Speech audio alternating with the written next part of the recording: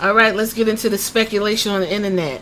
So, AEW Dynamite took place yesterday, August 28th, 2004. No, I won't be talking about it because wasn't really nothing going on.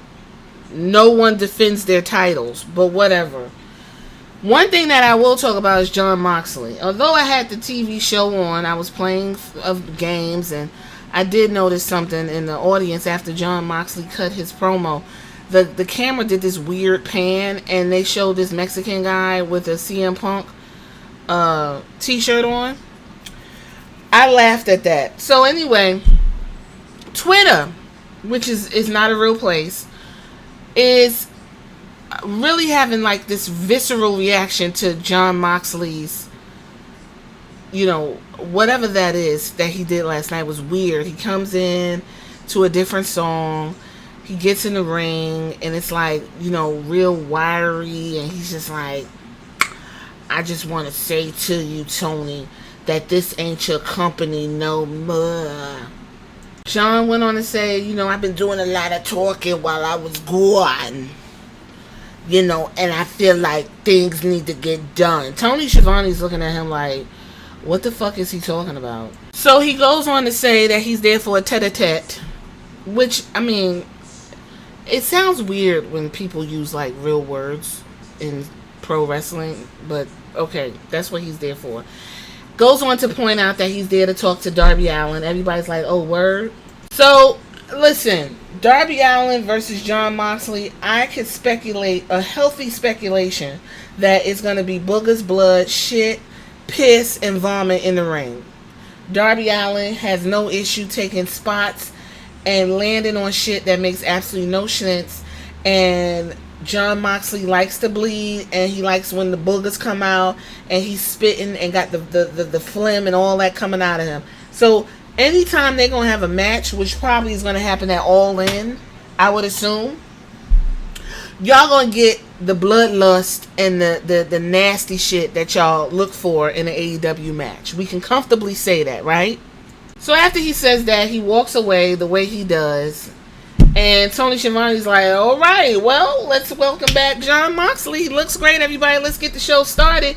But Jon Moxley does an Abraham Simpson, and he walks through the door and comes right on back into the ring.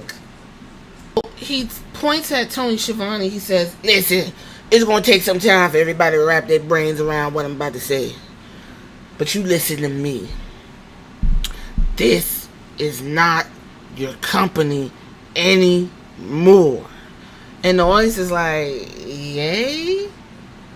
So I'm thinking either he has that R-Truth illness where he doesn't know what the fuck is going on and he don't know who's who, or he's sending a message to the other Tony through this Tony because both their first names are Tony.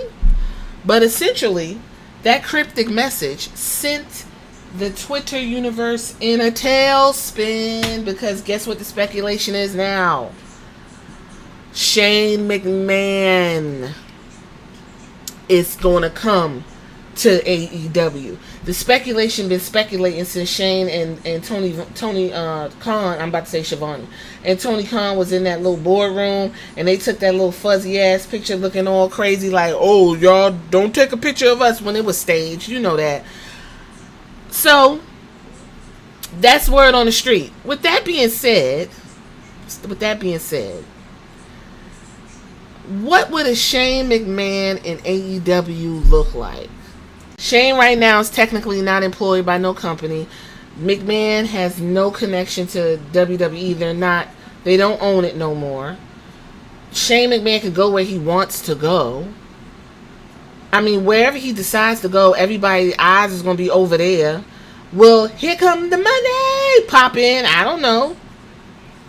Will he have what would his theme song be? Like, that would be so, like, super weird. You know what I mean? Everybody went to the whole WCW, I'm in charge, and then Vince McMahon was in charge of WWE, and they did that whole,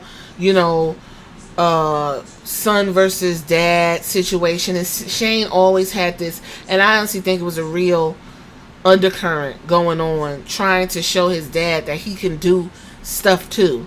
And Vince was so old school and boomer-esque that he wouldn't let Shane really dig his heels into WWE, because honestly, most people would move the company over to their son. But Shane, I wouldn't be shocked if there was like some type of real rift, because that was a storyline throughout Shane's whole existence in WWE, right? So Moxley's walking around, wiry and stuff, and then Marina Shafir shows up. So I don't know if they're like plucking people to build a stable, and then Shane McMahon's going to be ahead of it. But here's the thing. I caution AEW, and I caution Tony Khan not to lose their identity. I'm not saying Shane is a mole and he's a Trojan horse to take over the company, but it will be very easy to start looking like the competition. And I'm gonna tell you where that happened. Because Mercedes Moné uses that lady Pepperman as a writer, who's been a writer for WWE for a long time. That segment where Mercedes was back there having that stupid celebration was so WWE-esque. It oozed WWE. You don't want to do that. They could have handled that, and they could have did that totally different. It was a terrible segment. Yes, I know Okada. Y'all think he's funny, and he came out, he did that little thing, and it was cute. But they don't want to start looking like the competition. Shane also has a tendency to book himself and do things kind of like Vince Russo. Do things to put himself over. So, and being that Tony Khan is not the boss that a majority of wrestlers respect, I wouldn't be shocked if down the line, if this does happen, this is all speculation, guys, that there would be some type of beef between Shane McMahon and Tony Khan, because Shane McMahon is still Vince's son. And please don't think that this boy does not have an overbearing power struggle type attitude, because he does have a lot to prove. If he's going to go into this wrestling realm, he got a lot to prove. And we're going to be watching this just so we can see what he going to show his dad. You think Vince don't see this? I wouldn't be shocked if he even called Vince and said, well, look what the fuck I'm doing, old man. I'm going to show your ass. I would like to see it. Because just to spice some things up. I mean, I don't think it would be a benefit to AEW per se, unless, he brings something new like AEW Underground or something like that. And help them with their websites and shit, because Shane's good at that type of stuff, and maybe their marketing or whatever. But I think it would shake things up. I think it would put more eyes on the product, and I will watch just because I want to see what Shane gonna do and see if I eat my words. So y'all tell me what y'all think in the comments. If Shane McMahon's going to AEW, what would that look like? Let me know. Catch you on the next one.